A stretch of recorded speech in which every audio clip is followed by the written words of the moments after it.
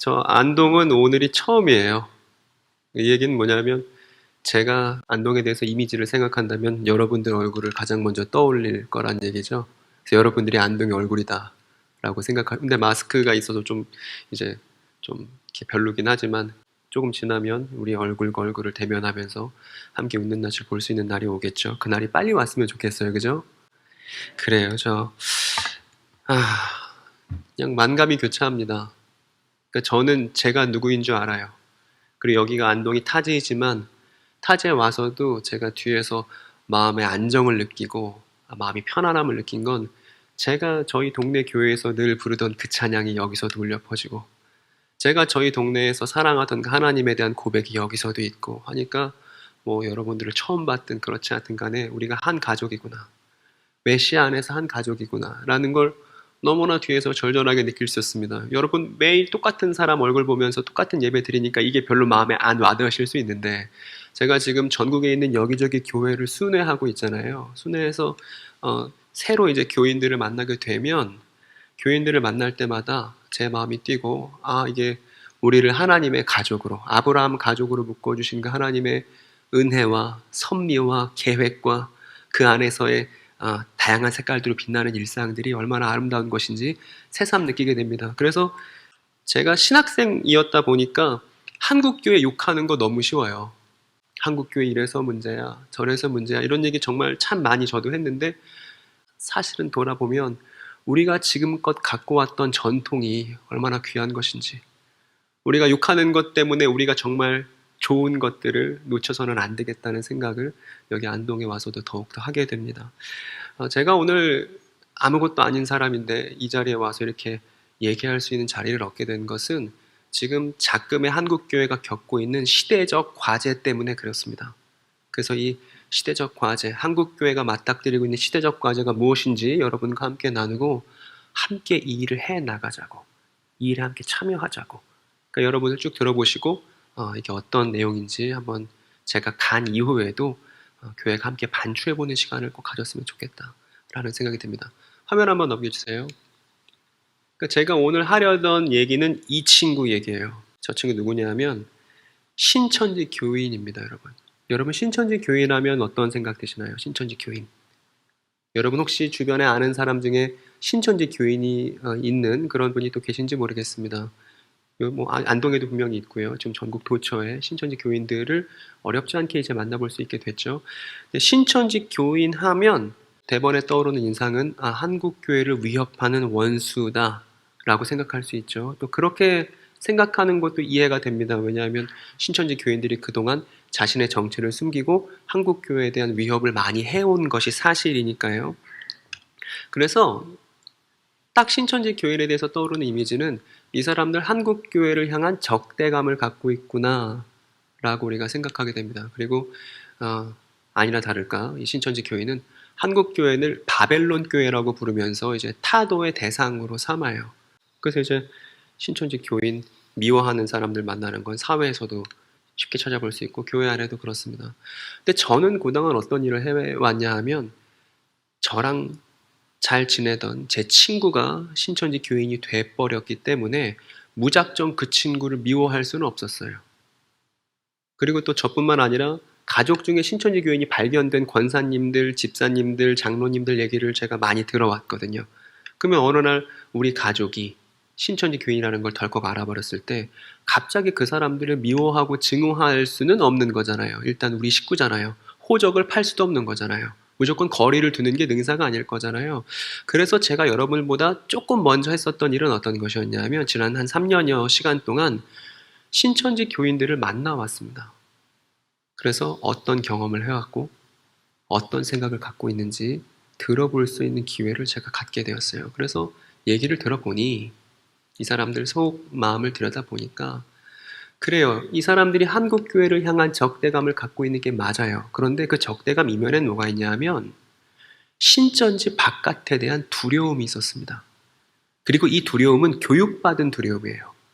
신천지에서 교육받기를 신천지 이탈하면 이제 영벌에 빠진다고, 불못에 빠진다고, 그리고 일곱 귀신 들어간다고, 그리고 신천지는 선한 영이 다스리고 있지만 신천지 바깥은 악한 영이 지배하고 있다는 이런 교육을 오랜 시간 동안 밀도 있게 받다 보니까 이분들이 신천지 바깥에 대한 적개심 그리고 동시에 두려움을 갖고 있다는 것을 확인할 수 있었습니다. 그리고 이건 더 깊이 내려가면 이 사람의 마음 깊이 더 내려가면 어떤 게 놓여 있냐면 그 전에 이거부터 얘기합시다.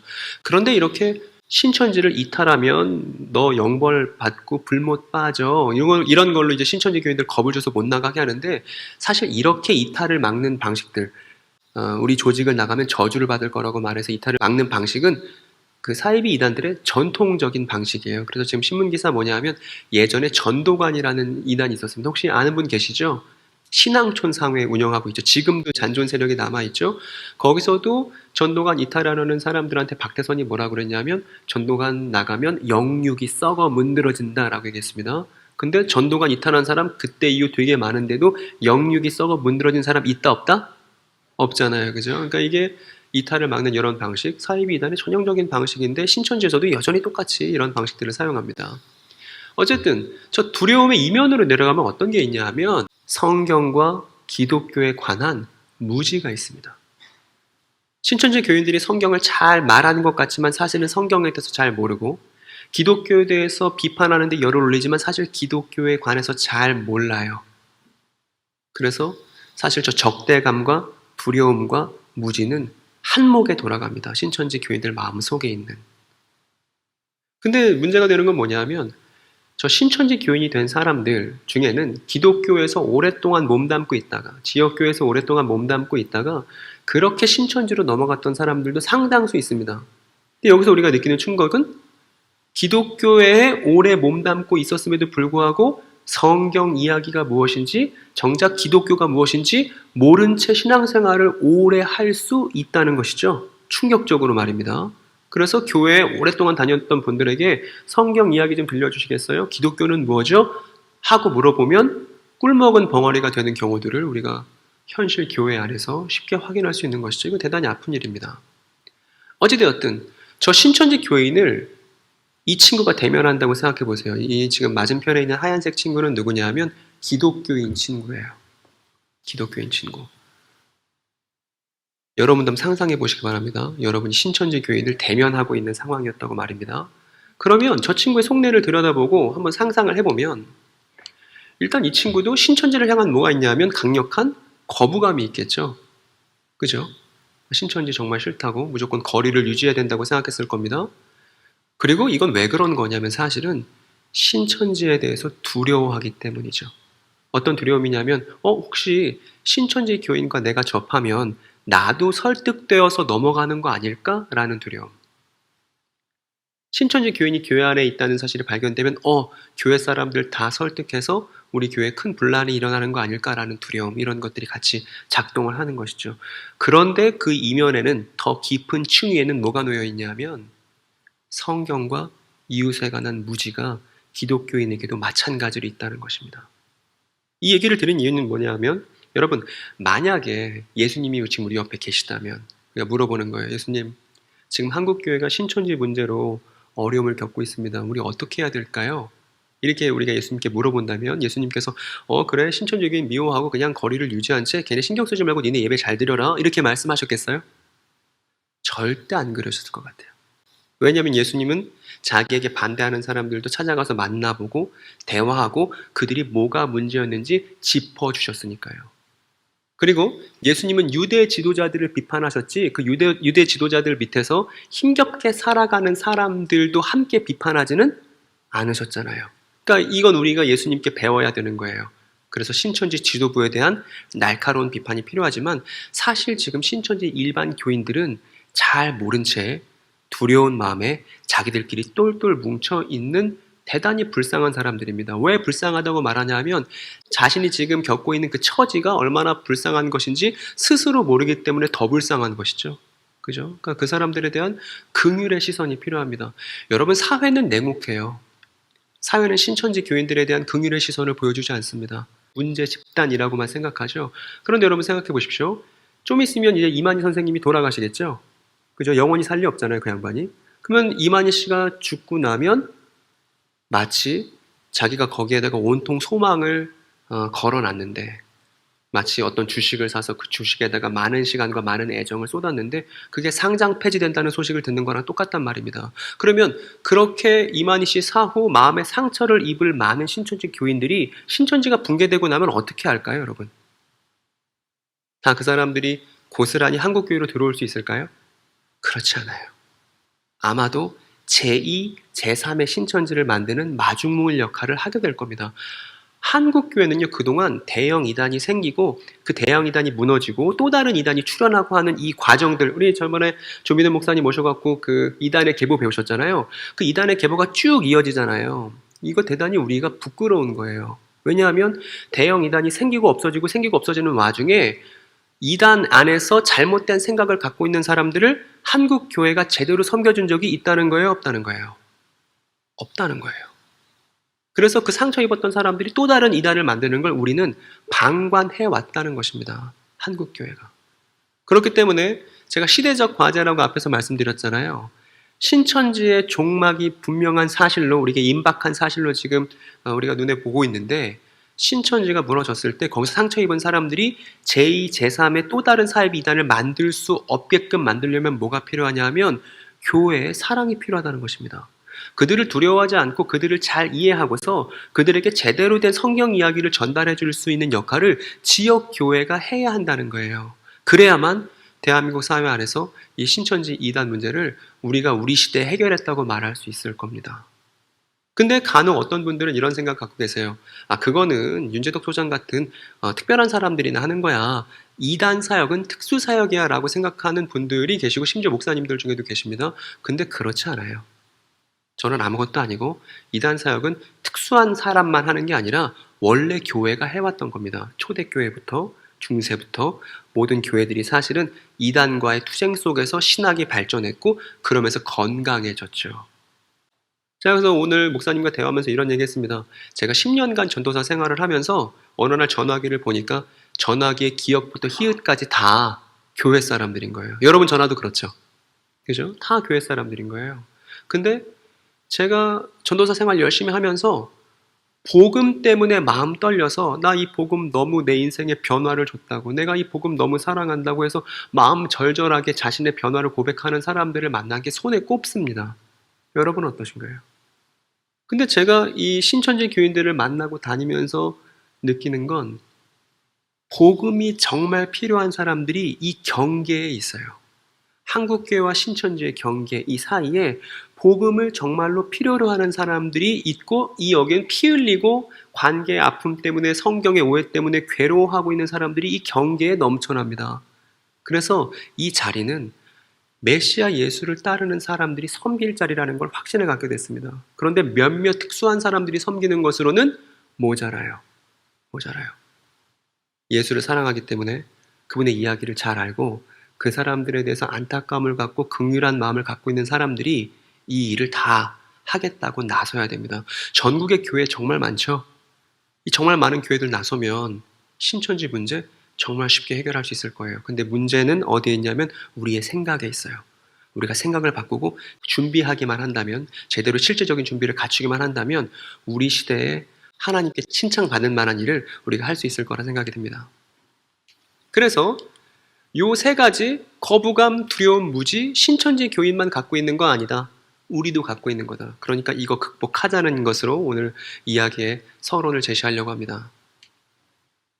그리고 이제 제가 뭘 말씀드릴 거냐면 신천지 교인의 경험을 우리가 하나씩 돌아보면서 그 사람을 좀 이해해 보려고 해요. 저 화살표 방향으로 신천지의 포석 과정을 도식화해 봤습니다. 저런 과정을 통해서 신천지 교인이 되는 거예요. 노방은 뭐냐면 요즘 다시 애들 나오기 시작했거든요. 길거리 나가서 설문조사하거나 이제 전화번호 이제 얻으려고 이렇게 사람들 접촉하는 걸 노방이라고 부릅니다. 그렇게 해서 전화번호 접촉하고 또 주변 지인들을 통해서 이제 전화번호를 얻게 되면 인터뷰에 참여시키든지 세미나 하자고 하든지 이렇게 해서 상담을 하게 하죠. 그리고 이 상담을 통해서 개인정보들이 다 신천지 쪽으로 넘어가겠죠. 그러면 그 한 사람을 둘러싸고 여러 사람이 회의를 해서 어떻게든 이 사람을 신천지 성경 공부를 하게끔 만들려고 갖가지 작전을 짜는 방식으로 신천지가 교세를 확장해 왔습니다. 그런데 제가 여기서 중점을 두고 있는 건 어느 지점이냐 하면 바로 저 노란색으로 색칠한 지점이에요. 복음방이라고 부르는 지점입니다. 이 복음방이라고 부르는 건 신천지 교인과 기독교인이 혹은 신천지 교인과 일반 사람이 1대1로 성경 공부하는 과정을 말하는 게 복음방입니다. 그 다음에 저 뒤에 보이는 센터라고 써놓은 거 있잖아요. 저 센터로 들어가면 요즘에 어떻게 하냐면 온라인으로 6개월 이상 월화 목금 성경 공부를 주도 면밀하게 시키는 과정이 저 센터예요. 그런데 제가 저 복음방에 관심을 갖는 이유는 왜 그런 것이냐면 어떤 사람이 신천지 교인이 되기 위해서 처음 성경 이야기를 만나는 단계가 바로 저 복음방이기 때문입니다. 그러니까 어떤 사람이든 간에 신천지 교인이 되려고 한다면 저 복음방이라는 단계에서 신천지 교인으로부터 성경 이야기를 처음 들어야만 센터로 넘어가고 센터 넘어간 다음 입교해서 신천지 교인이라는 정체성을 얻는 거예요. 그러면 여러분 신천지 성경 공부를 처음 대면했을 때 뭘 배우는지 어떤 걸 가르치는지 궁금하시죠? 이런 걸 배우거든요. 이거 보시기 바랍니다. 어떠세요? 익숙하지 않으세요? 우리한테 낯설 거 하나도 없죠. 아브라함, 노아, 야곱, 요셉, 모세 이거 우리가 늘 보던 거잖아요. 저런 내용을 가르친다는 거예요. 그래서 복음방에 참여하는 사람은 이게 신천지 공부라는 것도 모르지만 또 그 내용 자체에서도 뭔가 문제가 된다는 사실을 전혀 파악하지 못해요. 근데 더욱 충격적인 것은 우리가 알만한 사람들에 대한 내용을 복음방에서 가르치면서 신천지 교리에 대한 포석이 신천지 교리의 핵심 내용들이 다 밑에 깔려 있다는 것입니다. 그런데 많은 기독교인들이 신천지 교인이 되었다면 저 복음방 단계에서부터 뭘 잘못 가르치고 있는지에 대해서 눈치를 전혀 채지 못했다는 얘기거든요. 이게 대단히 안타까운 겁니다. 왜 눈치 못 챘지? 여러분 지금 우리가 신천지 복음방에서 가르치고 있는 내용들 저 아담, 노아, 아브라함 블라블라 하는 내용들 다 어떤 내용들이냐면 창세기에 나오는 내용이고 출애굽기에 나오는 내용이고 레위기에 나오는 내용이고 민수기, 신명기에 나오는 내용입니다. 여러분 이 5권을 가리켜서 우리가 뭐라 부르냐면 모세오경이라고 부르죠. 그죠? 모세오경이라고 부르고 또 성경 안에서는 뭐라고 부르냐면 저 5권을 다 묶어서 이렇게 불러요. 율법이라고 부릅니다. 율법. 그래서 율법은 뭐냐면 창세기에서부터 신명기까지 하나의 스토리, 창세기에서 시작해서 신명기로 마무리되는 이 긴 이야기를 가리켜서 성경이 뭐라 부르냐면 율법이라 부릅니다. 이게 무슨 얘기냐면 신천지가 처음 사람들을 신천지 교인 만들기 위해서 뭐부터 시도를 하냐 하면 저 율법에 대한 왜곡부터 시작한다는 거예요. 창세기부터 신명기까지의 이야기를 왜곡하지 않으면 이만이라는 결론에 이를 수가 없게 됩니다. 저기서부터가 성경 이해의 첫 단추입니다. 내가 창세기부터 신명기를 어떻게 이해하고 있는지가 내가 성경 전체를 어떻게 이해하는지를 결정해요. 그래서 예수님도 뭐라고 말씀하셨냐면 이렇게 말씀하셨죠. 여러분 이 말씀 기억나시죠?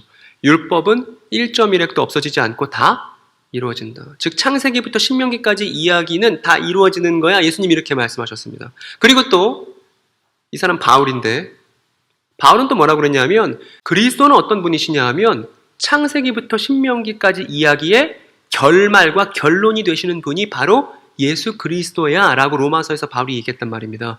이렇게 예수님도 그렇고 바울도 그렇고 율법을 이해하는 것이 대단히 중요하다는 얘기를 했습니다. 그렇기 때문에 이 대단한 율법, 이 중요한 율법을 왜곡하지 않고는 신천지 교리는 출발조차 할 수가 없는 거예요. 그러면 이 말은 반대로 많은 사람들, 많은 기독교인들이 신천지 교인이 됐다는 것은 저 율법에 대한 제대로 된 이해가 없었다는 것이고 이 율법에 대한 제대로 된 이해를 어디서 못 얻은 것이냐 하면 한국 교회에서 못 얻었다는 것입니다, 여러분. 그렇기 때문에 신천지 너네가 잘못됐고 우리가 옳아라고 말하기에는 민망한 것이죠. 한국교회가 그동안 제대로 교육해 오지 않았기 때문에 한국교회가 교육을 제대로 해오지 않았다는 이 토양 위에서만 신천지라는 독버섯이 자라날 수 있었던 거예요. 이게 얼마나 가슴 아픈 일인지 모릅니다. 교회에서 항상 얼굴 보면서 신앙생활 같이 했던 권사님이, 집사님이 어느 날 나를 미워하고 싫어하면서 원수 취급하는 이 동족상잔의 비극 같은 것을 교회 안에서 겪는다는 건 너무 괴로운 일입니다. 근데 이 괴로움의 시작이 어디였냐? 교회가 성경 이야기를 제대로 교육하지 않은 것이 이 신천지라는 비극의 아주 결정적인 원인이었다. 제가 신천지 교인들을 만나보니까 이걸 대번에 알겠더라고요, 여러분. 그럼 여러분, 우리가 신천지 문제를 해결하려면 뭐부터 해야 될까요? 간단해졌어요. 해결책이 우리에게 대단히 가까운 곳에 있었습니다. 뭐부터 해야 되냐 하면 우리부터 창세기부터 신명기까지 이 율법이 어떤 내용인지 잘 이해하고 알고 있는 것부터가 이 신천지 문제의 해결의 시작이었던 거예요, 여러분. 우리가 늘상 옆에 두고 있던 바로 그 책 말입니다. 혹시 여기 안동 동부교회는 계신가요? 제가 교회들 다니면 항상 이 질문하는데 창세기에서부터 성경 창세기에서부터 요한계시록까지 전체 이야기를 쭉 대충이라도 설명하고 이야기할 수 있는 분 계신가요? 하나님께서 창조하시고 아담과 하와를 두시고 쭉 이야기가 연결되어서 요한계시록의 새하늘과 새 땅까지 마무리되는 이 긴 이야기를 대강이라도 줄줄줄 설명하실 수 있는 분 계신가요? 이거 사실 어려운 거 아닌데 한국 교회에서는 이게 어려운 일이 돼버렸습니다. 선뜻 나서서 제가 그 이야기 압니다. 그 이야기 설명해 볼까요? 라는 사람들을 만나보기가 어렵게 됐단 말입니다. 너무 통탄할 만한 일인 것이죠. 다시 그래서 돌아갑니다. 잠깐 제가 소개를 하자면 제가 종말론 사무소라는 유튜브 채널을 운영하고 있고 이 채널을 통해서 신천지 피해자분들이나 신천지 경험자분들을 만나왔습니다. 그래서 제가 전국에 있는 교회들을 지금 다니면서 연속 강의를 지금 진행 중이에요. 이 강의 이름은 토라 이야기의 밑그림이란 뜻인데 토라는 율법의 원래 명칭이 토라거든요. 그래서 지금 이 교회 저 교회 다니면서 신천지에서는 저 율법을 어떻게 왜곡하는지, 그런데 정작 그 율법의 진짜 내용은 무엇인지를 쭉 강해를 해왔습니다. 그래서 노아에 대해서, 아브라함에 대해서, 야곱에 대해서, 그리고 요셉에 대해서 지난번 교회까지 했고 오늘 동부교회 와서는 어디 할 차례냐 하면 모세 할 차례예요. 그래서 여러분 관심 있으시면 종말론 사무소 검색하셔서 지난 시간 동안 우리 거룩한 공교회에 포함되어 있는 다른 교회들 안에서 우리가 어떤 이야기를 했는지 확인하실 수 있습니다. 오늘은 신천지 복음방에서 모세에 관해서 어떻게 교육하고 있는지, 그리고 그 내용이 어떻게 하자가 있는지, 그리고 성경은 정작 뭘 말하고 있는지 이 얘기를 여러분들께 드리려고 해요. 지금 저 구석에 있는 친구가 누구냐면 우리가 아까 봤던 신천지 교인이죠. 이 친구가 신천지라는 거 잘 모른 채 복음방 수업을 딱 경험하게 될 때 모세에 관해서 뭘 배우는지 하나씩 하나씩 정리를 해보겠습니다. 처음에 복음방 교사라고 말하는 신천지 교인이 모세에 대해서 일반적인 내용들을 쭉 설명해 줍니다.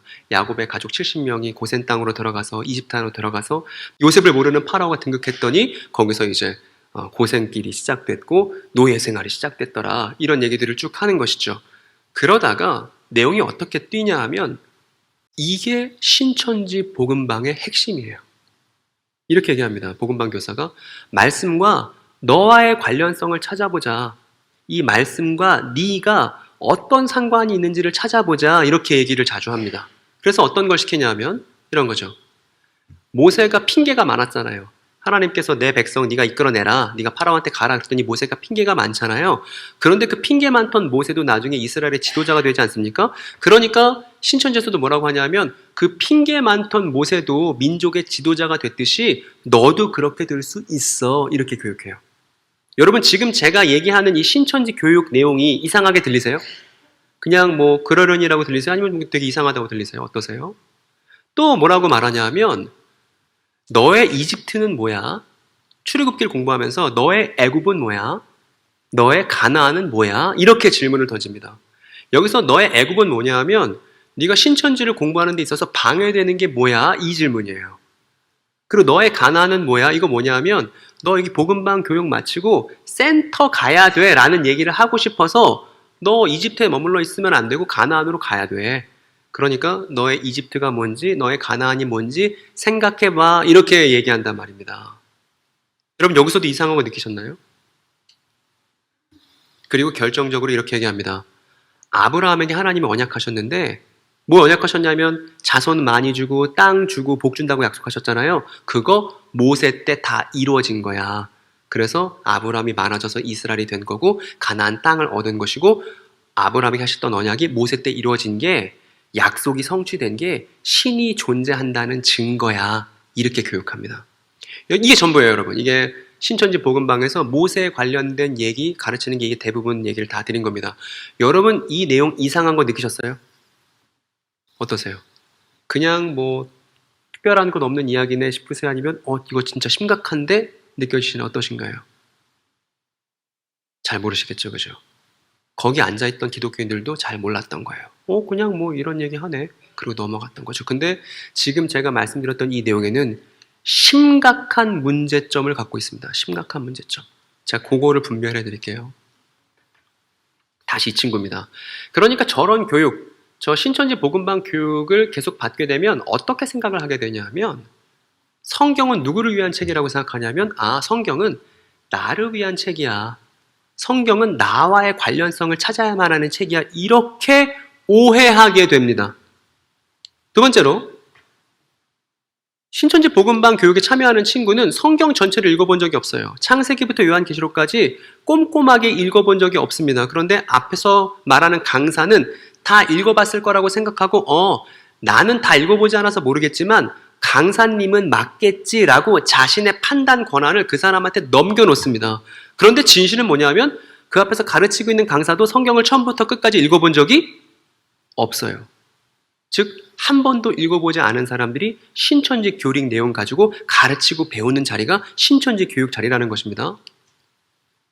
그리고 마지막으로 세 번째는 저 복음방 교육을 통해서 아브라함 언약은 모세 때 이루어진 거구나. 그리고 이게 신이 존재한다는 증거구나. 이렇게 내면화되어 있는 사람들이 신천지 교인 전부예요. 전부입니다. 이렇게 단언할 수 있어요. 저 세 가지 내용은 신천지 교인들이 공유하는 공통입니다. 그러면 우리가 하나씩 저 세 가지 내용이 어떤 심각한 결격 사유가 있는지를 하나씩 살펴볼게요. 먼저는요, 성경은 내용보다 관점이 더 중요합니다. 내용을 들여다보기 전에 관점이 중요해요. 이거 무슨 얘기냐면, 산에 올라가면 어떤 포인트에 서 있느냐에 따라서, 내가 서 있는 자리가 어디냐에 따라서 산의 전경이 달리 보이잖아요. 마찬가지로 성경을 제대로 읽으려면 성경을 제대로 볼 수 있는 자리에 서 있어야만 합니다. 아무 자리나 서서야 성경이 제대로 보이는 게 아닌 거예요. 여러분, 여기 제가 아까 소개했었던 율법이라는 책이 있습니다. 창세기에서부터 신명기까지의 이야기가 율법이라고 말씀드렸죠. 여러분, 율법을 볼 때는 누구의 시각으로 봐야만 할까요? 율법을 읽을 때는 누구의 관점으로만 봐야 할까요, 여러분? 여러분, 어떤 책이든지 간에요, 그 책은 누구의 관점으로 보는 거냐 하면 그 책을 기록한 사람의 입장에서 보는 거예요. 만약에 제가 일기를 썼어요. 제가 일기를 쓰고 땅에 묻어놨습니다. 2000년이 지난 다음에 제 일기장이 발굴됐어요.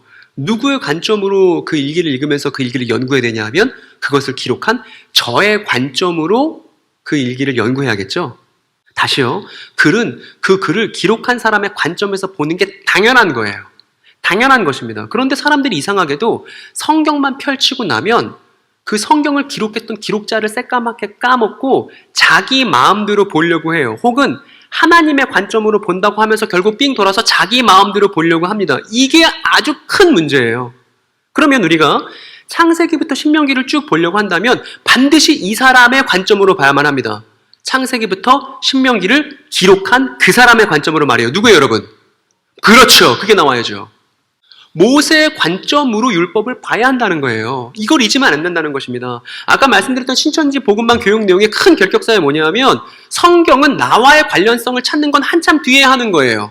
성경은 직접 나와 관련성을 찾아서는 제대로 읽히지가 않는 책입니다. 처음에는 그 성경을 기록한 기록자의 입장에서 그 성경 내용을 찬찬히 봐야만 비로소 그 성경 내용이 뭘 말하는지를 보여준단 말입니다. 그러니까 저 기록자의 관점은 금고의 열쇠 같은 거예요. 성경이라는 금고를 제대로 따기 위해서는 제대로 된 열쇠가 필요한데 그 열쇠는 뭐냐 하면 기록자의 관점으로 성경을 읽는 것입니다. 근데 한국교회도 이렇게 안 해왔죠, 여러분. 우리가 해왔던 큐티 여러분 많이 하셨습니까? 큐티 생각해 보세요. 성경 짧은 본문 읽고서 누구 생각부터 하냐면 내 생각부터 합니다. 내 처지, 내 입장. 근데 그렇게 읽는 거 아니었단 말입니다. 그런데 오랫동안 그렇게 해왔더니 신천지에서 그렇게 하더라도 기독교인들조차 문제를 감지하지 못하게 됐는데 다시 제가 높아심에 말씀드립니다. 성경은 누구의 관점으로 봐야 하냐면 그 성경을 기록했던 기록자의 관점으로 봐야 된다는 거예요. 근데 그렇게 안 하는 사람 너무 많습니다. 학자들 중에서도 너무 많습니다. 통탄할 노릇이에요. 그러면 율법, 창세기부터 신명기는 모세의 관점으로 읽어야 하는데 이건 제 이야기가 아니고요. 사도들이 이렇게 얘기했습니다. 바울이 했던 얘기를 들려드릴게요. 바울이 이렇게 말합니다. 그러면 율법의 용도는 무엇입니까? 율법은 약속을 받으신 그 후손이 오실 때까지 범죄들 때문에 덮이신 것인데 그 율법은 천사들을 통해서 한 사람의 중개자의 손으로 제정된 것이 율법입니다. 그러죠. 여기서 저 한 중개자 누구겠습니까, 여러분? 모세죠. 천사들을 통해서 하나님께서 모세에게 가르쳐 주신 이야기가 율법이라고 바울도 얘기한다는 것입니다. 그 다음 부분 볼게요. 스데반도 똑같이 얘기합니다. 이 사람 모세는 이스라엘 백성이 광야에서 회중으로 모여있을 때 시내산에서 그에게 말하는 천사와 우리 조상들 사이에 중개자가 되어서 산 말씀을 받아서 우리에게 전해준 사람이 누구냐면 모세입니다. 그러잖아요. 즉 모세가 천사들을 통해서 받은 이야기가 율법입니다. 이렇게 말한단 말입니다. 즉 따라서 율법을 읽을 때는 그 율법을 천사들로 받아서 기록했던 모세의 관점으로 읽어야만 하는 거예요. 이거 빠지면 안 된다는 것입니다. 자, 예시를 보여드릴게요. 이제 율법을 폈습니다. 율법 내용 중에 이런 내용이 있어요. 여러분도 아는 구절일 거예요. 아담과 하와 이야기가 있습니다. 아담과 하와 이야기. 거기서 아담이 하와를 보고서 이 사람 뼈 중에 뼈고 살 중에 살이다. 하와에 대해서 찬탄하는 이야기가 나오지 않습니까? 그 다음에 이제 그 남자와 그 아내가 둘 다 벌거벗고 있었지만 하나도 부끄럽지 않았다. 이렇게 얘기 나오는 그 대목이 있죠. 창세기의 말입니다. 2장, 3장 넘어가는 지점에. 그런데 제가 조금 빠뜨려 놓은 저 빈 공간에 어떤 말씀이 있냐면 이런 말씀이 있어요. 이거 기독교인 그 결혼식 할 때 가면 항상 요거 자주 들을 수 있거든요. 요 얘기요. 그러므로 남자는 아버지와 어머니를 떠나 아내와 연합하여 한 몸을 이루는 것이다. 여러분 이 말씀 아시죠? 이 말씀 저기 사이에 끼어 있거든요. 신천지가 얘기합니다. 여기 보세요. 아담이 아버지가 어디 있겠어요? 아담이 어머니가 어디 있겠어요? 그러니까 아담 이전에도 다수의 사람들이 살아있었다는 증거가 여기에 있죠? 이런 식으로 기독교인들의 호기심을 살살 긁어요. 그래서 신천지 이야기의 매력을 느끼게끔 그렇게 유혹합니다. 근데 여러분 우리가 지금 들었죠? 지금 쭉 저렇게 창세기에 기록되어 있는 말씀 누가 기록한 거죠? 그렇죠. 모세가 기록한 거죠. 그러면 저 얘기는 뭐냐 하면 아담 이전에 많은 사람들이 살았다 이런 얘기를 모세가 하고 싶은 게 아니라 모세가 아담과 하와 이야기를 하다가 지금 모세 앞에 누가 있냐면 광야의 이스라엘 백성이 있죠. 이야기를 하다가 광야의 이스라엘 사람들에게 이러니까 결혼하는 거야 라고 결혼의 기원에 대해서 잠깐 모세가 끼어들어서 첨삭을 해놓은 본문이 저 본문이에요. 그러니까 저 본문을 말하는 건 누구의 목소리냐면 모세의 목소리예요. 아담과 하와 이야기를 모세가 쭉 쓰다가 잠깐 멈추고 그러니까 남자가 이렇게 결혼하게 된 거야. 아담과 하와 스토리 때문에. 그러고 나서 다시 어디로 돌아가냐면 아담과 하와 이야기로 넘어가는 것입니다. 이건 모세가 율법을 기록했다는 사실을 알고 모세의 관점으로 창세기를 읽는다면 어려울 게 하나도 없는 본문이에요. 그런데 이걸 갖고 신천지가 자꾸 사람들 유혹하는 본문으로 써먹는단 말입니다. 근데 충격적인 건요. 저 말씀을 누구도 하시냐면 예수님도 하세요. 예수님이 마태복음에서 이렇게 말씀하십니다. 저 말씀을 누가 했다고 말하냐면 사람을 창조하신 분이 말씀하시기를 그러므로 남자는 아버지와 어머니를 떠나 이렇게 예수님 말씀하세요. 근데 우린 잘 알고 있습니다. 모세가 사람을 창조하진 않았죠? 그죠? 근데 예수님이 뭐라고 인용하셨냐면 사람을 창조하신 하나님께서 말씀하신 것으로 저 모세가 한 말을 예수님께서 말씀하고 계시잖아요. 여기서 우리는 기가 막힌 신비를 발견하게 됩니다. 충격적인 이야기를 발견하게 돼요. 뭐냐 하면 성경이 어떤 방식으로 기록되었는지를 마침내 배우게 됩니다. 이런 것이죠. 모세의 말이 곧 누구의 말이었던 거예요? 하나님의 말이었던 거예요. 예수님도 인정한 거예요. 모세는 자신의 관점으로 기록을 쭉 했지만 하나님은 그 모세의 입을 통해서 모세가 쓰는 말을 통해서 자신의 뜻을 전달하려고 하신 겁니다. 그래서 기록자의 말이 곧 하나님의 말로서 권위를 갖고 있는 거예요. 기록자의 관점을 읽는다고 해서 하나님을 치워놓은 게 아닙니다. 모세의 말, 그게 곧 하나님께서 자신의 뜻을 표현하는 방식이었다는 거예요. 그러니까 더더욱 성경을 읽을 때는 누구의 관점으로 봐야 하냐면 기록자의 관점으로 꼭 봐야 한다는 것입니다. 거기서 벗어날 때부터 문제가 발생하는 거예요. 이게 모든 사이비 이단들의 공통점입니다. 인간 기록자의 입장에서 성경을 쓴 사람 입장에서 성경을 보지 않고 자꾸 교주의 입장에서 다른 입장에서 보려고 하는 게 사이비 이단들의 공통점인 것이죠. 정리를 해보면 하나님이 천사들을 통해서 모세에게 전달해준 이야기가 창세기부터 신명기인 거예요. 그러니까 우리는 창세기부터 신명기를 읽을 때 반드시 누구를 떠올려야 하냐 하면 모세를 떠올려야 한다. 모세가 광야 이스라엘 사람들에게 뭘 말했을지를 상상하면서 창세기부터 쭉 읽어나가야 됩니다. 신명기까지.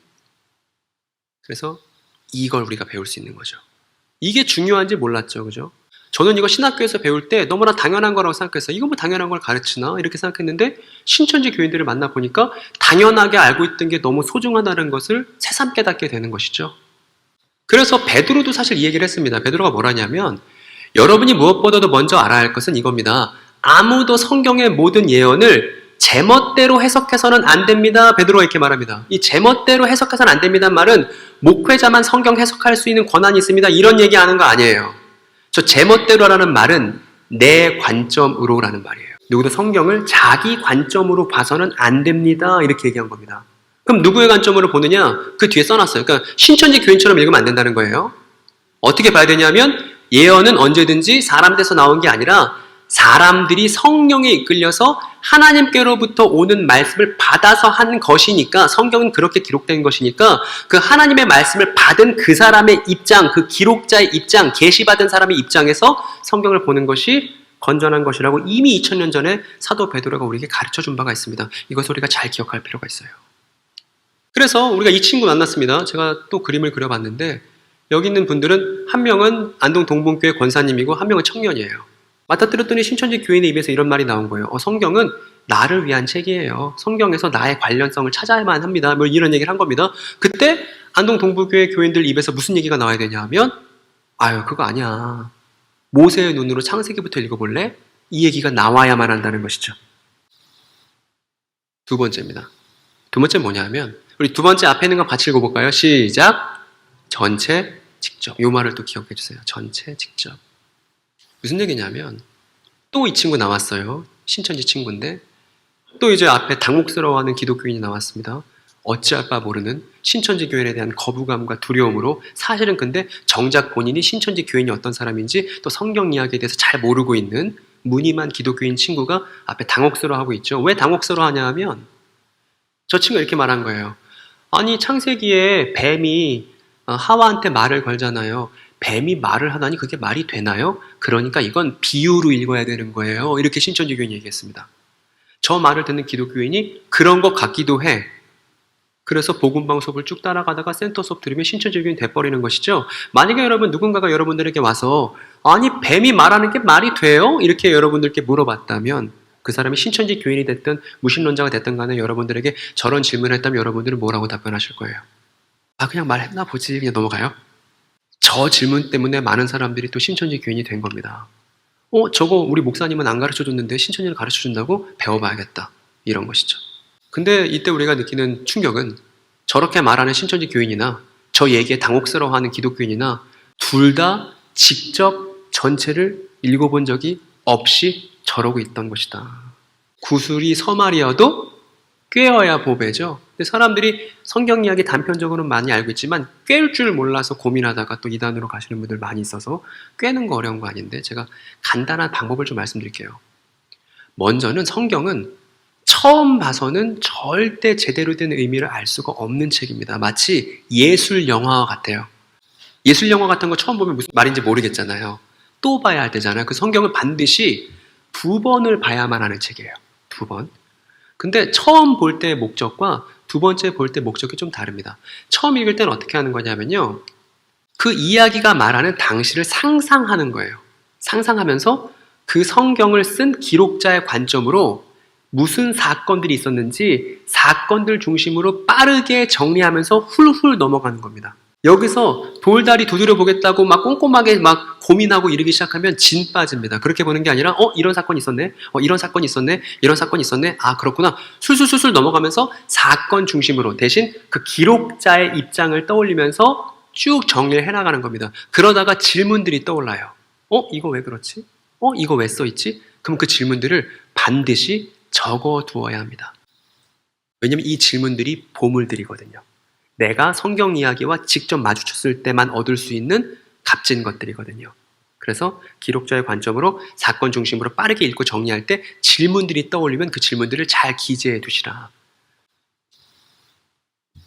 그리고 두 번째 읽을 때 어떻게 하냐면 그 질문들을 중심으로 놓친 것이 없나 확인해 보면서 꼼꼼하게 읽는 거예요. 이 꼼꼼한 읽기는 언제 하는 거냐면 두 번째 읽기 할 때 하는 겁니다. 그래서 성경은 초독과 재독이 있는 거예요. 이렇게 읽으면 한 번만 읽으면 이렇게 성경을 딱 2번 가는 거죠. 한 번 주르륵 사건 중심으로 보고 질문들이 떠오르면 그 질문들을 정리하면서 꼼꼼하게 딱 한 번만 보시면 그 다음부터는 성경 이야기가 화내요. 그리고 어디 가서 성경 이야기 하라면 할 말이 생깁니다. 왜냐하면 내 질문이 있었거든요. 또 내가 찾은 답변이 있거든요. 그리고 이 질문들에 대한 답변이 너무나 어려우면 그때 누구를 찾아가면 좋냐 하면 목사님들 찾아가서 물어보는 거죠. 막 괴롭히는 거죠. 이거 왜 그런 건가요? 그럼 목사님들이 좋아하시겠죠. 그죠? 또 그때 비로소 성경 관련된 책들이 눈에 들어올 겁니다. 처음부터 성경 전체를 저렇게 하기 어렵다면 율법부터 창세기부터 신명기까지만 저 과정을 꼭 여러분들이 올해가 가기 전에 해보셨으면 좋겠어요. 얼마 안 남았죠? 근데 얼마 안 남았어도 창세기부터 신명기까지 저렇게 읽는 거 얼마 안 걸립니다. 한 달이면 끝나요, 진짜로. 그러니까 충분히 하실 수 있으니까 한번 여러분들이 꼭 저렇게 해보셨으면 좋겠다. 어쨌든 그 두 번째 팁을 드릴게요. 쭉 읽어나가실 때 여러분들이 율법을 직접 전체를 읽어보면 신천지에 대한 면역은 끝난 거예요. 신천지뿐만 아니라 다른 여타 이단들, 율법 이야기를 왜곡해서 교주의 이야기로 끝나는 여타 이단들에 대한 백신은 사실은 멀리 있었던 게 아니라 창세기부터 신명기를 꼼꼼하게 읽으면 그만이었던 것입니다. 그런데 여러분들이 읽으실 때 어려운 점들이 있으니까 제가 그걸 도와드리려는 거예요. 교회를 건강하게 할 수 있게. 그리고 신천지 교인들한테 우리가 뭔가 말을 하려고 하더라도 직접 전체 율법을 읽어보는 경험들이 반드시 여러분들에게 있어야 된다는 것이죠. 근데 성경은요, 유대인들이 썼던 글인데 유대인들의 글쓰기 방식에는 특징이 있습니다. 어떤 게 있냐면 유대인들은 항상 중요한 걸 가운데 놔요. 항상 유대인들은 중요한 걸 가운데 몰아놓게 되어 있습니다. 그래서 율법도 마찬가지예요. 가장 중요한 건 레위기예요. 그리고 레위기를 모세 입장에서 다시 읽으시면 레위기가 지루한 책이 아니라는 걸 알게 되실 겁니다. 레위기가 제일 중요하고 저 레위기를 둘러싼 책이 뭐가 있냐면 출애굽기와 민수기가 있습니다. 출애굽기도 광야 시절 이야기고요. 민수기도 광야 시절 이야기죠. 그래서 출애굽과 민수기는 연결돼 있어요. 저 레위기 이야기를 둘러싼 광야 이야기가 출애굽기와 민수기다. 그러면 저 출애굽기, 레위기, 민수기를 감싸고 있는 또 더 큰 책들이 있죠. 어떤 책들이 있냐면 앞에는 창세기가 있고 뒤에는 신명기가 있죠. 이 창세기와 신명기 다 어떤 책이냐면 창세기는 범죄했다가 땅을 잃어버리게 된 이야기고 신명기는 마침내 다시 하나님과 관계가 회복되어서 땅을 되찾는 이야기잖아요. 그래서 이 창세기, 신명기는 땅 이야기예요. 그래서 이 율법이 이렇게 구성이 되어 있습니다. 땅 이야기로 시작해서 광야 이야기를 지나 하나님이 원하시는 뜻이 무엇인지를 발견하고 다시 광야 이야기로 빠져서 땅 이야기로 마무리가 됩니다. 이걸 머릿속에 넣으시고 쭉 읽어보는 거죠. 재밌는 여정이 될 겁니다. 그리고 이걸요, 제가 어린이들을 교육하는 일을 오랫동안 해왔는데 저걸 저런 그림 말고 이런 그림으로도 만들 수 있죠. 귀엽죠, 여러분? 이해되시죠? 앞에 창세기가 있고 지금 바벨탑이 보이죠? 아브라함이 있고 출애굽기가 있고 그 다음 홍해바다를 건너서 시내산에서 레위기 율법을 받고 민수기 광야 이야기를 지나서 저 끝에 머리에 있는 땅이 가나안 땅이에요. 여러분 다 아는 이야기죠? 잘 연결이 되셨죠? 저 그림 안에서 모세의 입장에서 쭉 읽어볼 만한 책이 율법이다라는 것입니다. 근데 우리 아까 다시 말하는 뱀 이야기로 돌아봅시다. 아까 신천지 교인이 그렇게 기독교인에게 물어봤잖아요. 아니 말하는 뱀이 말이 되나요? 이렇게 물어봤잖아요. 말하는 뱀 이야기는 어디 나오냐 하면 창세기에 나오죠. 그런데 창세기도 모세가 썼고 출애굽기도 모세가 썼고 레위기, 민수기, 신명기도 모세가 쓴 거잖아요. 만약에 신천지 교인이 됐든 기독교인이 됐든 창세기부터 신명기까지 쭉 읽어봤다면 반드시 이 대목을 만나게 됩니다. 민수기인데요. 민수기에 가보면 말하는 동물이 하나 또 나와요. 창세기에서 말하는 뱀 나왔잖아요. 쭉 율법은 전체니까 또 직접 읽어봐야 되니까 모세 입장에서 쭉 읽어볼까? 쭉 읽다 보니까 민수기 대목에 가서 여기 말하는 동물 또 나왔네? 라는 걸 발견하게 된단 말입니다. 여러분 어떤 동물이 말하게 되는지 아세요? 그렇죠. 그렇죠. 말하는 나귀 이야기를 확인 안 할 수가 없지 않습니까? 여기 보면 나귀가 발람에게 말하였다 하면서 말하는 나귀가 나오잖아요. 그러면 여러분 이 율법을 기록한 모세 입장에서는 하나님께서 허락만 하시면 뱀이 말하는 거 문제가 된다 안 된다? 안 돼요. 왜냐하면 그 뒤에 나귀가 말하는 얘기도 모세가 썼으니까. 그러니까 모세 입장에서는 뱀이 말하는 것이나 나귀가 말하는 것이나 허용할 수 있는 일인 거예요. 모세의 관점에서는. 그러니까 뱀이 말하는 게 말이 돼요? 이건 누구의 관점이냐면 모세의 관점이 아니라 나 자신의 관점일 뿐이지 성경의 관점과는 무관하지. 이 얘기를 그 신천지 친구에게 들려줬어야만 합니다. 그래서 이제 나왔습니다. 동부교회 권사님이랑 청년 나왔습니다. 아, 뱀이 말을 하다니 말이 되나요? 비유라 그렇죠. 뭐라고 말하면 된다고요? 너 모세의 관점으로 전체 직접 읽어봤니? 너 직접 읽어보고 말하는 거니? 아니면 강사가 교육해 준 거 그냥 무비판적으로 받아들였니? 네가 직접 전체를 읽어봤다면 뒤에 말하는 낙에는 어떻게 할 거야? 라고 우리가 그 사람한테 생각해 볼 수 있는 기회를 줄 수 있겠죠. 그 사람이 저 말을 듣고 당장 탈퇴하지 않는다 손 치더라도 그 사람이 생각을 돌아볼 수 있게끔 하는 그 포인트들을 율법 이야기를 쭉 읽어본 우리는 줄 수 있잖아요. 저거는 이단 전문가 이런 사람들이 주는 게 아니라 사실은 여러분들 충분히 할 수 있는 일이잖아요. 그렇죠? 그 다음입니다. 이게 어쩌면 가장 중요할지 모르겠어요. 언약을 세심하게 읽으셔야 해요. 언약. 하나님의 언약이 나오면 잠깐 멈춰서 내가 이걸 꼼꼼하게 파악하겠다고 작심을 하셔야 됩니다. 왜냐하면 우리가 보험 하나 가입하더라도 내지는 핸드폰 하나 가입하더라도 약관이 중요하잖아요. 그 약관이 중요한 건 약관대로 이행이 되기 때문에 중요한 거잖아요. 마찬가지로 하나님의 언약이 중요한 건 그 언약은 하나님이 어떻게 하시겠다고 반드시 이행하시겠다고 한 내용이 언약이기 때문에 언약이 나오면 딱 멈춰서 내가 이걸 꼼꼼하게 봐야겠다라고 생각을 하셔야 된다는 것입니다. 그런데 신천지 교인들은 언약을 꼼꼼하게 읽어본 경험이 없어요. 다시 만났습니다. 만났더니 이 친구가 말하는 거예요. 아브라함 언약은 모세 때 다 이루어졌어. 뭐 이런 얘기를 했어요. 그러면 우리가 기독교인으로서 이 친구한테 물어봐야 되는 건 하나님이 아브라함한테 언약 뭐 하셨어? 언약 내용이 뭐야? 라는 걸 물어봐야 되고 두 번째로는 그럼 넌 그게 언제 어떻게 이루어졌다고 생각해? 이거 물어봐야겠죠. 계약 내용과 계약이 언제 어떻게 이루어졌는지를 물어봐야 되겠죠. 근데 문제는 기독교인조차 언약 이야기를 꼼꼼하게 확인해 본 적이 없으니까 또 당혹스러워했다는 거예요. 지금 30년 동안. 신천지가 득세했던 30년 동안 말입니다. 그래서 저 친구가 저런 얘기를 하니까 한번 찾아보는 거예요. 창세기 12장에서부터 17장까지 보면 하나님께서 아브라함에게 뭘 언약하셨는지가 줄줄줄 나오거든요. 그걸 제가 지금 직접 다 읽어볼 수는 없으니까 대충 요약을 하자면 하나님이 먼저 아브라함한테 뭐라고 그러셨냐면 땅을 주겠다고 했죠. 너 지금 본토 친척 아비 집을 떠나서 내가 지시할 땅으로 가면 내가 너에게 땅을 주겠다라고 말씀하신 게 첫 번째 약속이고 두 번째로는 네 자손이 하늘의 별과 같이 바다의 모래같이 많아지게 할 거야. 너의 자손이 번성할 거야. 이렇게 하나님께서 약속하셨고 그 다음 너를 통해서 땅 위에 있는 모든 민족이 복을 받게 될 거야 라고 복에 관련된 약속을 또 하셨고 그리고 또 뭐 약속하셨냐면 400년 동안 네 자손들이 이방에서 고생하다가 이방 땅에서 고생하다가 재물을 끌고 나오는 일이 있을 거야 라고 또 이렇게 말씀을 하셨죠. 또 뭐 언약하셨냐면 그리고 너를 통해서 많은 민족과 왕들이 나오게 될 거야. 그리고 이때 저 창세기 17장에 있는 너를 통해서 많은 민족과 왕들이 배출될 거야 이 약속을 하면서 아브람이었던 이름을 아브라함으로 개명시켜 주십니다. 그래서 아브라함 이름이라는 말의 뜻은 모든 민족의 아빠라는 뜻이에요. 저 약속 때문에 이미 이름이 바뀐 겁니다. 아브라함 통해서 많은 민족과 왕들이 나올 그 약속 때문에 너 이제 아브람 하지 말고 아브라함 해라 이렇게 된 거죠. 그리고 약속이 안 끝납니다. 이 약속에 대해서 또 뭐라고 하나님 말씀하시냐면 이거 대대로 후손들에게 영원한 언약이야. 이렇게 약속하시죠. 지금 여러분들이 화면으로 보신 게 대강 하나님께서 아브라함에게 약속하신 내용들을 쭉 한번 정리를 해본 것입니다. 그러면 저 아브라함 언약 내용이 모세 시절에 다 이루어졌는지 안 이루어졌는지는 성경을 펴서 확인만 하면 그만이잖아요. 예를 들어 신천지 교인이 교회에 찾아왔습니다. 호기롭게 찾아와서 저 여기 목사님 만나러 왔습니다. 이렇게 호기롭게 나왔어요. 그래서 얘기하기를 아브라함 언약 어떻게 생각하세요? 모세 때 다 이루어졌죠? 라고 얘기하는 순간 걔는 덫에 빠진 거죠. 아브라함 언약이 뭔데요? 그거 언제 이루어진 건데요? 얘기하는 순간 사실 그 친구는 성경 이야기를 직접 읽어본 경험이 없기 때문에 대답을 못할 거란 말입니다. 근데 그동안 사회적 거리 두기 하듯이 신천지 교인과는 거리를 둬야만 한다고 그렇게 가르쳐 왔고 얘기를 해왔단 말입니다. 그랬더니 신천지 교인들이 자기가 잘 모른다는 사실을 스스로 몰라요. 왜냐하면 아무도 그 얘기를 해주지 않았으니까. 아무도 안 해줬으니까. 이거 누가 해줘야 되는 거냐면 교회가 해줘야 마땅한 것이죠.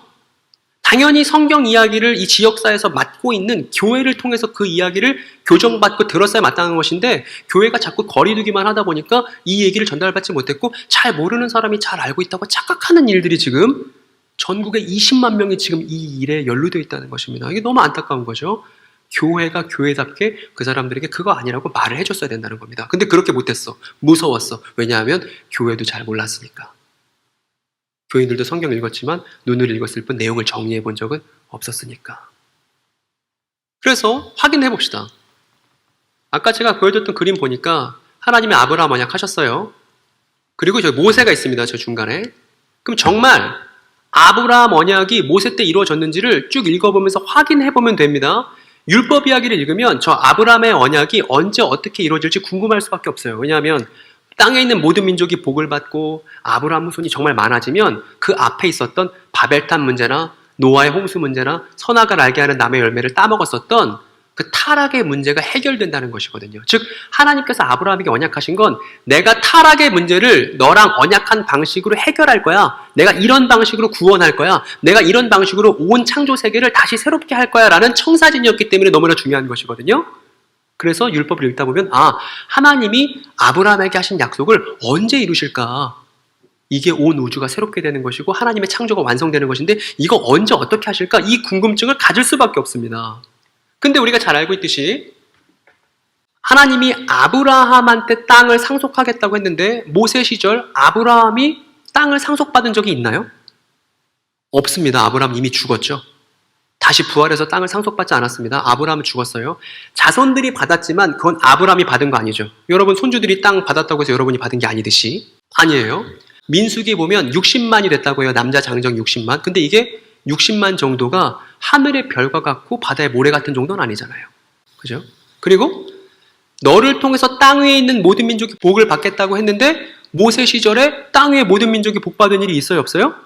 없습니다. 이스라엘은 복 받았을 수 있죠. 근데 이스라엘 말고 다른 민족들 복 받은 적이 어디 있어요?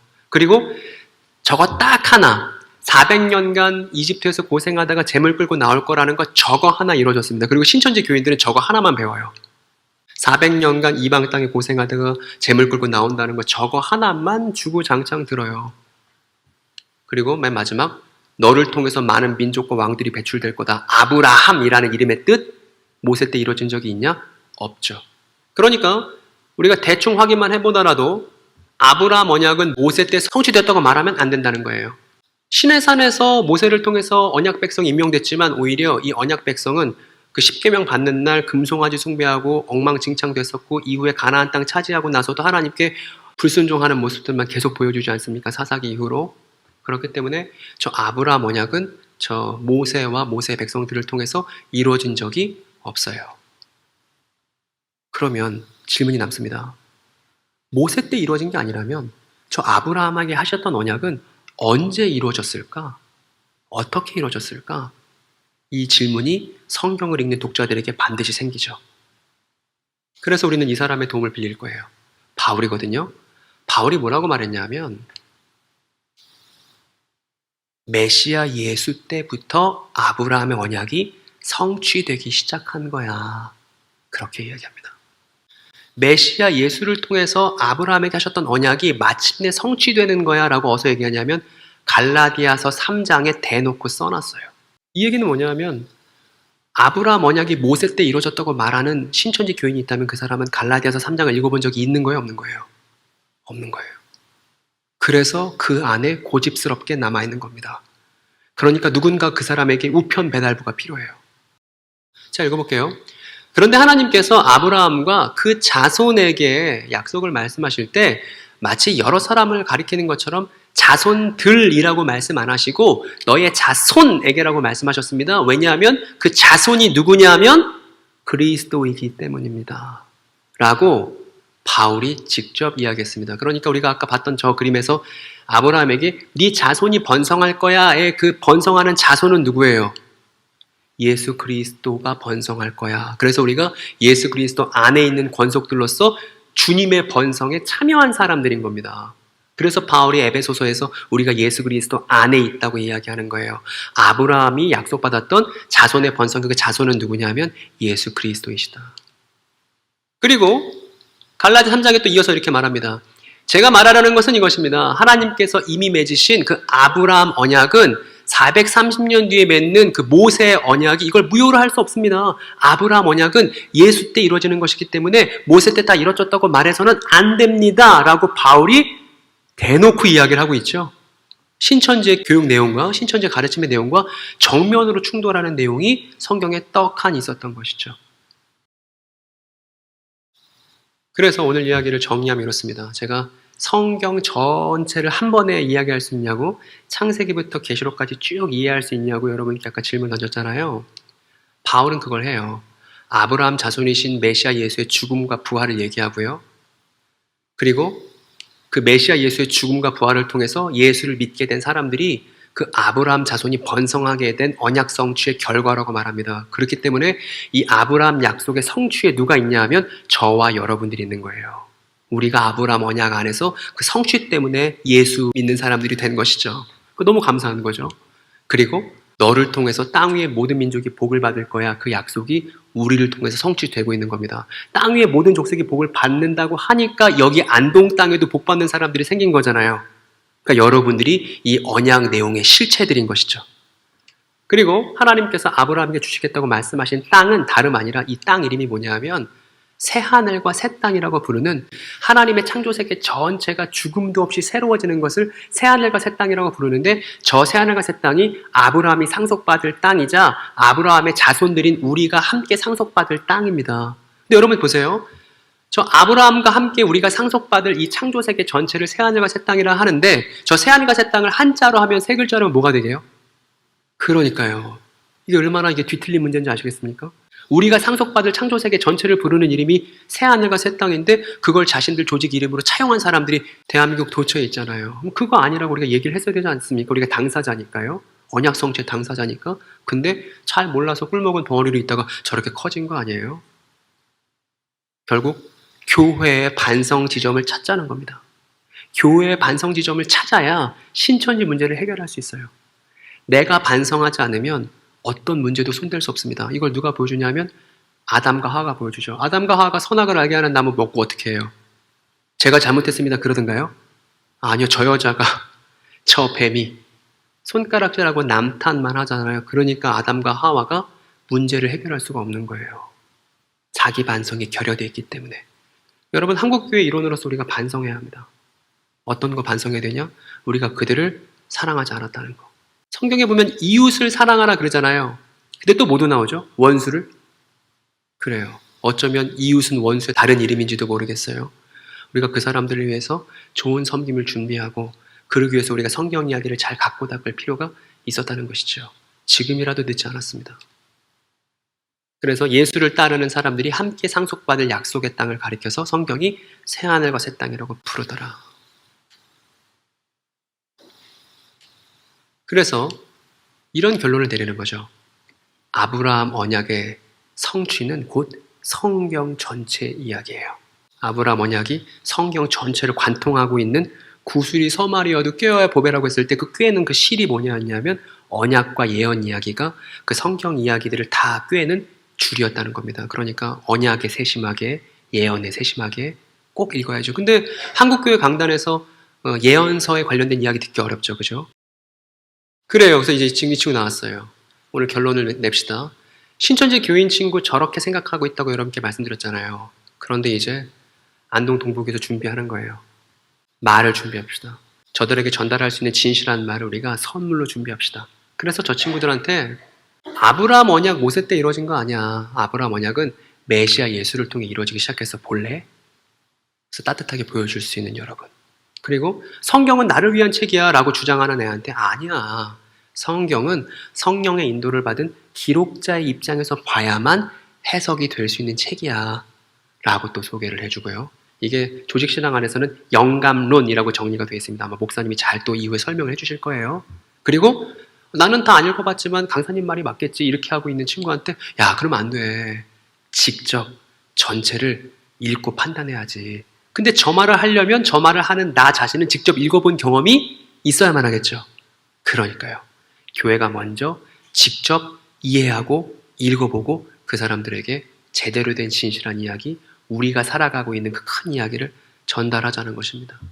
저 친구가 마음이 짓눌려 있다가 하나님을 오해하고 맨날 싸워야 하는 그 투쟁의 상황 속에서 마음이 짓눌려 있다가 마침내 진실한 이야기를 메시아 예수의 몸인 이 교회를 통해서 만나고 아 그런 거였어요.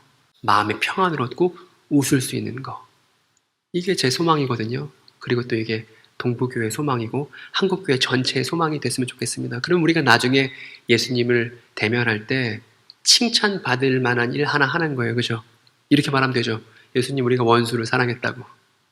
우리가 원수를 사랑했다고. 그래서 그 사람들 위해서 열심히 기도하고 실제적인 방책들을 모색했다고. 그래서 그 사람들이 빌라델비아 교회에게 말씀하신 것처럼 깨닫고 돌아왔을 때 이게 당신의 영광이라는 걸 우리가 알게 되었다고. 이게 얼마나 감격스러운 일이겠어요? 그래요. 그래서 지금부터 준비를 하셔야 됩니다. 제가 요새 걱정이 하나 있어요. 요 얘기하고 마칠게요. 걱정이 있어요. 제가 하는 걱정 뭐냐면 이만희 씨가 죽을까 봐 걱정이 돼요. 그래서 제가 어디 가서 이런 얘기 했더니 빨리 죽어야지 그게 무슨 말씀이냐고 소장님 막 이런 얘기를 하더라고요. 근데 제가 걱정되는 건 이만희 씨가 안 죽을까 봐 걱정하는 게 아니고요. 죽긴 죽을 건데 이만희 씨가 덜컥 죽고 나면 한국교회 준비되어 있습니까? 무수한 신천지 교인들 다 마음이 다 바스라질 텐데 이 신천지 교인들을 향한 따뜻한 손길을 준비해 놨으며 이 신천지 교인들을 향한 제대로 된 성경 이야기를 한국교회가 준비해 두었나요? 교회들마다 가면서 제가 느끼는 건 아직 준비가 덜 되었다. 근데 이런 상황 속에서 신천지가 이만희 사호와 함께 주르르 이제 무너졌는데 한국교회가 준비되지 않아서 이 사람들을 잘 보듬어 줄 수 없다면, 그러니까 저는 이 신천지의 위기가 곧 한국교회의 기회라고 생각합니다. 한국교회에 지금 젊은 청년들이 없어요. 그죠? 청년들이 없는 상황 속에서 청년들 다 어디가 있는지 아세요? 다 거기가 있습니다. 얘네들 거기서 힘겹게 그게 하나님 일인 줄 알고 진 빠지는 그런 삶을 살아왔던 친구들 많이 있는데 그 친구들한테 진실한 이야기를 소개해 줄 수 있는 기회를 삼고 싶은 거예요. 그래서 한국교회의 젊은 피를 수혈하고 더불어 그 사람들에게 제대로 된 이야기를 소개하는 이 일을 제대로 하고 싶은 겁니다. 그러기 위해서 준비하자는 거예요. 그래서 제가 이거 요셉이 곡식창고 짓듯이 7년 풍년이었을 때 7년 흉년 대비해서 곡식창고 짓듯이 우리도 곡식창고를 지금 지어야 한다고 이 얘기를 제가 전국에 있는 교회들 다니면서 해왔습니다. 그리고 이제 안동 동부교회도 제 친구예요. 이 일을 같이 고민하고 기도하고 결과를 함께 마주할 저의 동역자들이 되어주셨으면 좋겠습니다. 그래서 나중에 목사님한테 전화 오는 거죠. 아, 우리 교회 신천지 교회로 왔는데 이제는 평안하게 교인들의 사랑 안에서 회복되고 있다고. 그렇게 한 사람만 회복이 되면 그 사람과 연결된 두 번째 사람, 세 번째 사람, 이 교회 공동체를 통해서 여기 교회가 생명과 회복이잖아요. 주제가. 그죠? 생명과 회복 거기서 볼 수 있는 것이죠. 제대로 된 이야기 안에서 교인들의 따뜻한 사랑 안에서 그 과정 속에서 우리가 메시아 예수를 담는 사람이라는 걸 우리 자신도 뚜렷하게 확인할 수 있게 될 것입니다. 오늘 이야기 정리합니다. 그러니까 아까 그 교인들 마음에 있는 거 제가 보여드렸잖아요. 바꾸자고요. 신천지에 대한 거부감 말고요. 신천지를 경험했던 사람들에 대한 포용력과 준비가 표면화되어야 된다는 것입니다. 혼자 하기 어려우니까 교회가 같이 하자는 거예요. 이거 하려면 두려움 말고 여유를 가지세요. 여러분들이 성경 이야기를 제대로 알고 있다면 여러분은 괜찮아요. 안전해요. 그리고 이걸 가능하게 하려면 성경과 특히 율법에 대해서 그리고 이웃에는 신천지 교인도 포함되어 있는 거죠. 이웃에 관한 이해와 실천이 반드시 그 기저에 전제되어야 된다. 준비되어야 된다. 이 얘기를 마지막으로 드리고 싶습니다. 기도하겠습니다. 거룩하신 아버지 감사합니다. 하나님, 우리가 이 대한민국 사회 안에 사이비 이단 너무나 많은데 그 사이비 이단에 몸담고 있는 사람들이 우리의 이웃이라는 것을 다시 한번 기억합니다. 하나님, 그 사람들이 잘못되었지만 우리가 잘못되었을 때 메시아 예수께서 우리를 먼저 사랑해 주셨듯이 그래서 우리가 주님 안에서 새롭게 되었듯이 저들이 잘못되었지만 그릇된 이야기를 따라가고 있지만 우리가 먼저 그들을 사랑하고 그들을 위해서 진실한 이야기를 준비해서 함께 웃을 수 있는 그날을 꿈꿉니다. 하나님, 이것을 통해서 교회가 교회다움을 깨달을 수 있도록 도와주시옵소서. 그리고 이 땅에 잘못된 이야기로 자신의 삶과 이웃의 삶을 피곤하게 하고 힘들게 만드는 많은 사람들에게 갈증을 해결할 수 있는 생명수를 맛보는 그런 일이 될 수 있도록 전국에 있는 모든 교회들에게 또 이 안동 지역 안에서는 이 동부교회를 사용해 주시기를 기도합니다. 주님께서 그 일 하시고자 우리를 이 자리에 함께 불러주신 줄 믿고 감사드리오며 우리의 구주 되신 우리가 하는 이야기의 주인공이신 나사렛 예수 그리스도 이름으로 기도드렸사옵나이다.